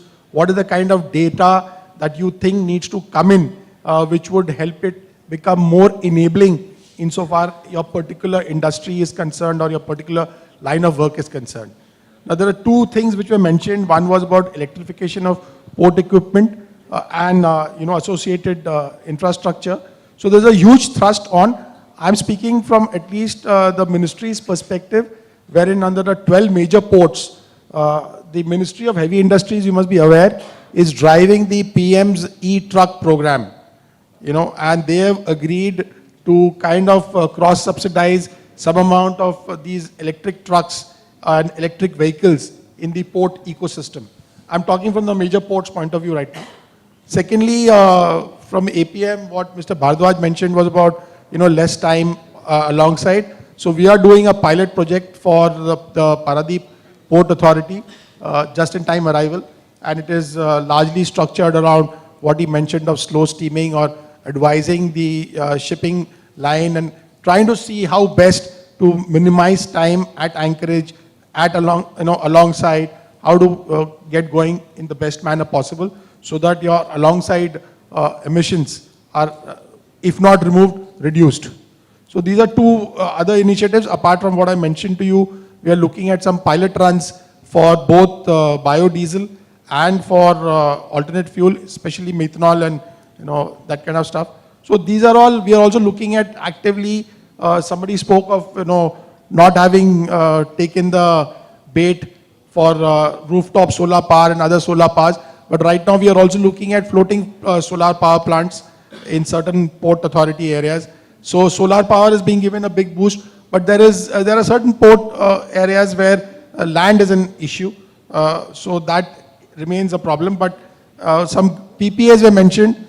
Yes, we are now looking at the port authorities to kind of tweak the PPAs so that the power that is supplied by the PPA is green power. If you can't generate green power on your own because of restrictions of land availability, at least you can tweak the PPA agreement, the contract, so that the supplier is bound to give you green power. So that is also being actively pushed. There are various lines of effort, there are thrusts which are being given, and I would be very happy to engage with any of you and all of you as per your convenience. I'm sure my details can be readily available and accessible. It's not a state secret. Thank you. Thank you, Commander Lahiri. That's very good, and you've been all welcome to receiving all these suggestions, advices, and I'm sure the people over here would have taken note of it and would reach out to you as per their convenience.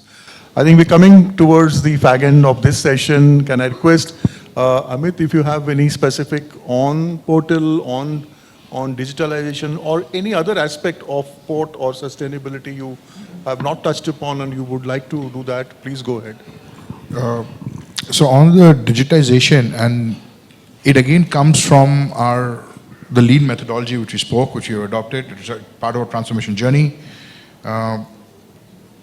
When you become lean, you become more efficient. When you become more efficient, you need tools, digitization and data in that way. And if you join them together, they kind of help you automate processes when you take a Kaizen project out, or you kind of see a self-improvement plan to see what can be done. Historically, when you were just give you a case, 10 years ago, a reach stacker is waiting for a truck, it's waiting for a truck. These are expensive equipments. One, running cost even more expensive by diesel. But today when you have data, when you have virtual planning, when you have digitization, when it's monitored on a screen, somebody could stand up and say, if that is not required, move it or switch it off. Now that not only adds to your cost competitiveness, it directly reduces, it adds to the green and sustainability of the particular project. So yes, when you uptake your seriousness, when you take your purpose, so APM Terminal is part of being Maersk, we are a very value-driven company, but at the same time we believe we have a purpose, and that's to enrich the global communities. When you take these to heart, you realize that these small things matter. When you then just put that individually hat, you actually realize that, it was a small step which you never realized that could have a profound interest. I'm from Bombay, I go to the port every month, and just the temperature difference, just the clean air difference is absolutely refreshing. And that's when you wonder, what was wrong with, what happened exactly between Bombay and Delhi, or Mumbai and Delhi, that these people don't get the clean air that we do. What's wrong? We deserve that clean, fresh air. It's everyone's right. In our own way, if we put our thoughts into actually looking into this very seriously, small things which add up to big things, taking slight innovative, think outside the box. You will definitely come up with these small solutions that make a big difference. And you will see them on your financials, you will see them on your customer engagement, you will see them on your employee satisfaction. You will feel it. You will see the difference in your work. Yes, we have challenges. It's been spoken about financials. It's been spoken about batteries, how they take time. We're not ready. I faced the same issues when I had back first time when I bought a car. People do not really know where do you put a plug. So do I put in the society plug or do you put in your house or what do you do? But when you continue at it, things move on. Today, EVs, I think about 1 in 10 Tata Nexons are electronic. So yes, we continue to do these initiatives. We have shown AI. It is digitized in our dashboards. There are people who are watching it. There are exception reports that are standing out. There are quality dashboards sitting out there. There are cost dashboard sitting out there, and they are live. When you take these things live, because live is where that change works. It gives you the tool. Digitization artificial gives you the tool to take action at that moment and not wait for a report next day to work on it.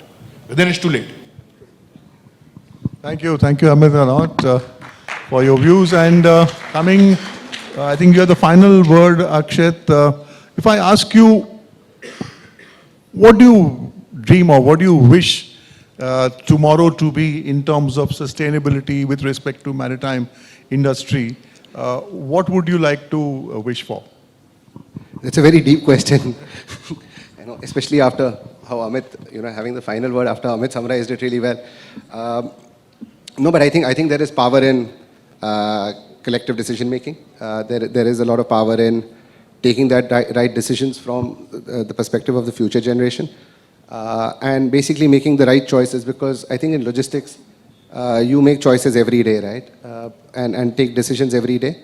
And I think if you keep your principles, which everybody's spoken about, and cost, of course, will be a part of it. Cost will never go away. But if you keep all those principles in mind and take the right decision, I think collectively we'll all end up being better, at least as a community. Today we are still lagging behind logistically to the standards that Europe and the US have, and that's largely where we should be aiming to be. And I think the measure is largely in terms of logistics as a percentage of the GDP, but I think the sustainability angle is equally crucial and should be a weighted metric going along, really right at the top. But that's it. Yeah. Thank you. Thank you, Akshyat.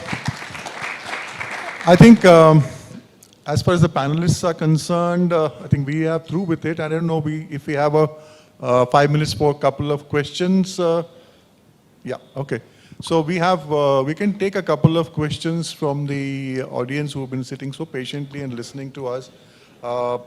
Anybody has any questions, you could ask to a specific member on the panel.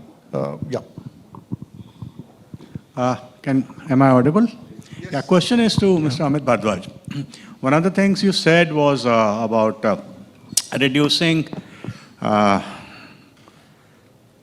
pollution along the quayside. I read somewhere that some of these ports in Europe, etc., are supplying shore power. Have you gone along that thought process yet? Or? Yes. Okay.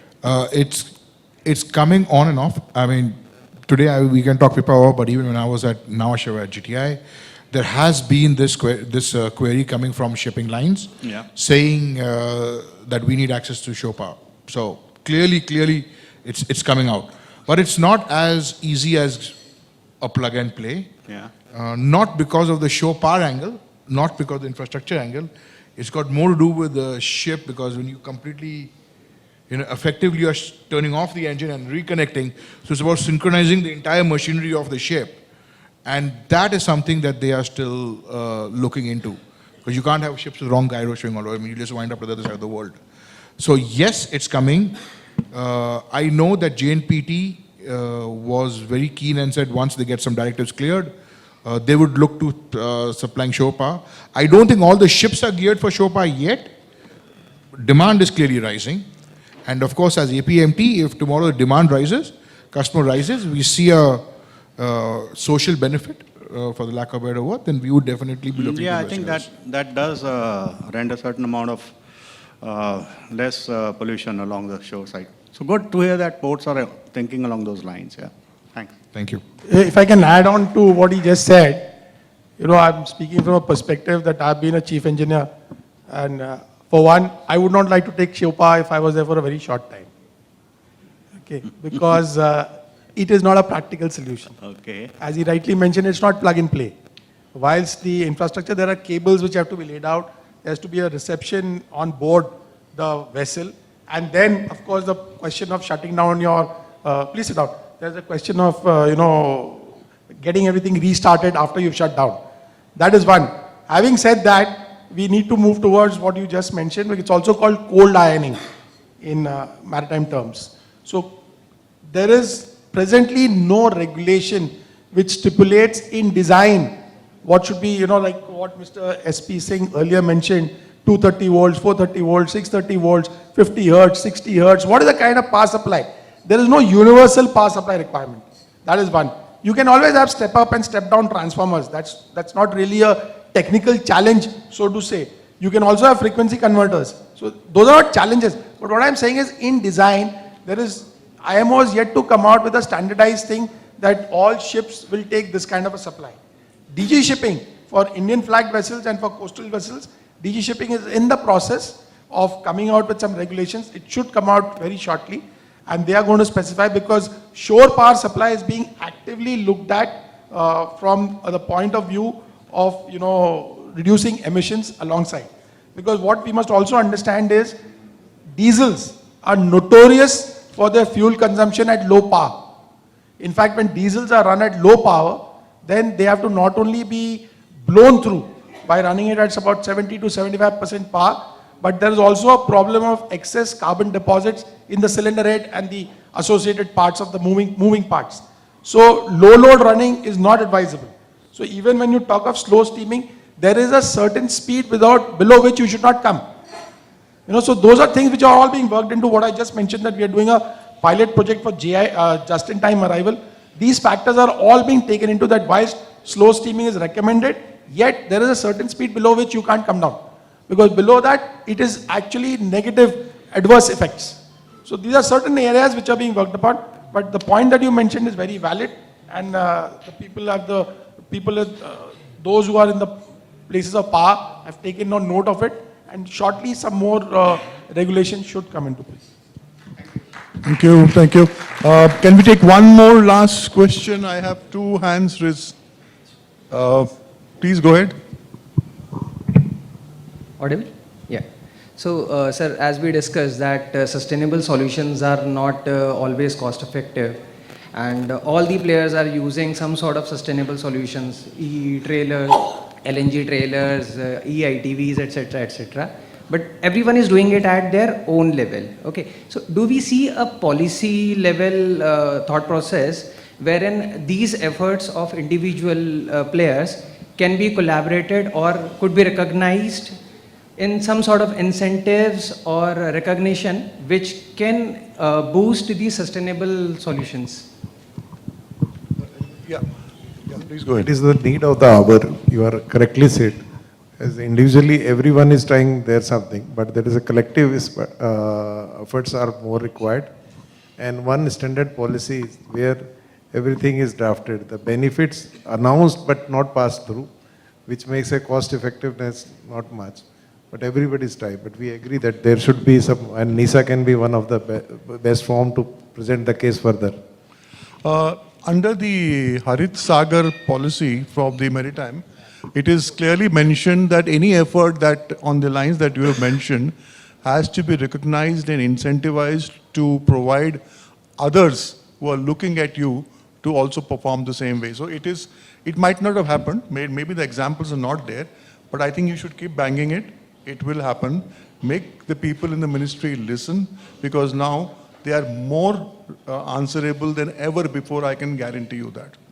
So as I was mentioning yesterday at that function in Bombay, which was actually a post-budget session where the Union Minister present, something called Sagar Ankalan was launched, which is nothing but, recognizing the efforts of the major ports. So right now it's all restricted to major ports, but I'm sure the 200 plus non-major ports, as we are now calling them, will surely come into the ecosystem, and how that gets done in the next couple of years remains to be seen. But for insofar as major ports are concerned, it has already been put into place. There is a green port ranking which has come into play. There are parameters which have been very clearly laid down, which includes not only renewable power, it includes electrification of port equipment, it includes time spent alongside, it includes the green cover that is there and what is planned. So every aspect that could go towards increasing the sustainability footprint of a port has been factored into that. But as I said, it's restricted presently to only the major ports, and it needs to come into all the other ports. But that's, given the numbers that we have, probably the state maritime boards will have to now come into play and at least look at it state-wise and then move into the national grid. In fact, just one more thing. This is now probably going to be more talked about, the 6 R's. Reduce, recycle, reuse, refuse. Yeah. So I think the thought process is very much there, and as you said, it's being calibrated every quarter. If I'm not wrong, the port has to submit a plan, and what has happened, what has been the impact of their action, and why it didn't happen. I mean, there are a lot of things which are happening, and it is not being looked at only by ex-officers. They have outsourced this assessment and monitoring to, I would say, individuals working under the ministry for this. And the report goes to the GS level or secretary level, and they are asked, there is a Chintan Shabir, in fact, Shibir, which is going to happen now. Yeah, I'm attending that. Achha, okay. So that is. I want to blow my trumpet, but 6th and 7th and 8th of the coming month, the next month that is, there's a Chintan Shibir in Srinagar, which the minister is personally attending, along with all the senior officials of the ministry. And there's a lot that is going to be discussed, and all such efforts which you flagged, are part of it. And hopefully, if you have any suggestions, it's too late in the day to put it forward, but it can be subsequently. We have excellent liaison with the ministry, so it can subsequently be put forward in a structured manner if somebody gives some kind of a recommendation which can be implemented or which needs to be implemented, can be really taken up.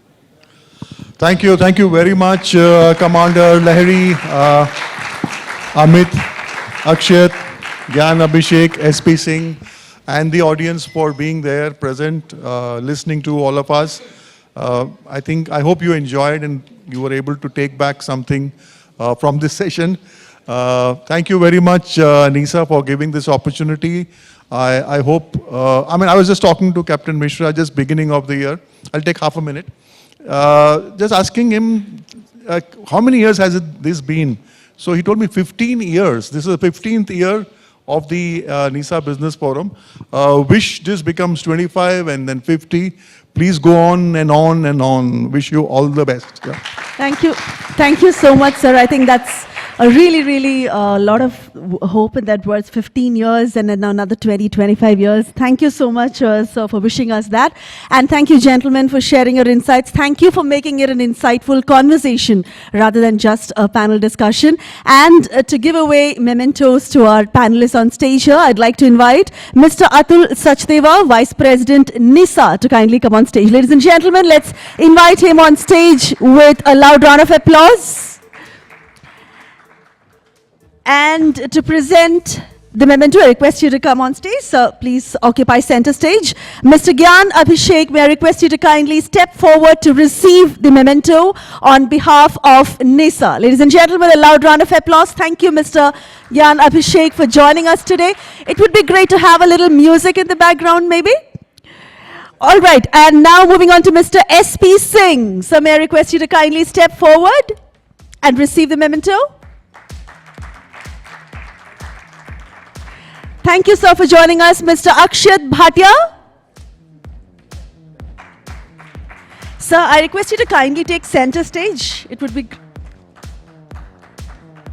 All right, thank you. Moving on, Mr. Amit Bharadwaj. Thank you so much. And Commander Debesh Lahiri. Thank you so much for joining us, sir. And of course, to the one and only Mr. Murlidhar Venkata Satya, who moderated the session. Thank you so much, sir, for joining us and moderating the session today. Thank you, gentlemen. May I request all of you to pose for a quick group photograph?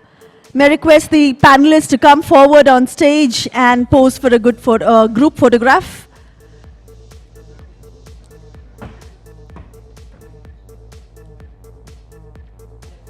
Ladies and gentlemen, a loud round of applause.